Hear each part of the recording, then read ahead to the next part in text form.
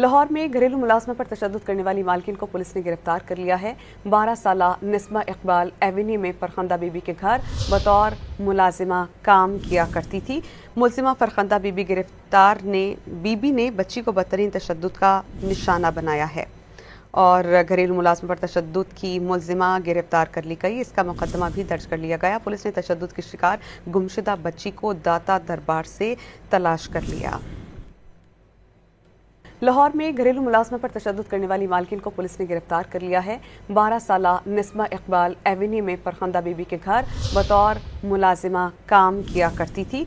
मुलजिमा फरखंदा बीबी ने बच्ची को बदतरीन तशद्दुद का निशाना बनाया है और घरेलू मुलाजमत पर तशद्दुद की मुलजिमा गिरफ्तार कर ली गई। इसका मुकदमा भी दर्ज कर लिया गया। पुलिस ने तशद्दुद की शिकार गुमशुदा बच्ची को दाता दरबार से तलाश कर लिया।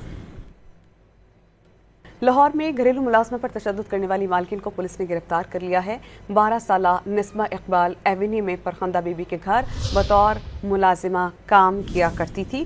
मुलजिमा फरखंदा बीबी ने बच्ची को बदतरीन तशद्दुद का निशाना बनाया है और घरेलू मुलाजमत पर तशद्दुद की मुलजिमा गिरफ्तार कर ली गई। इसका मुकदमा भी दर्ज कर लिया गया। पुलिस ने तशद्दुद की शिकार गुमशुदा बच्ची को दाता दरबार से तलाश कर लिया।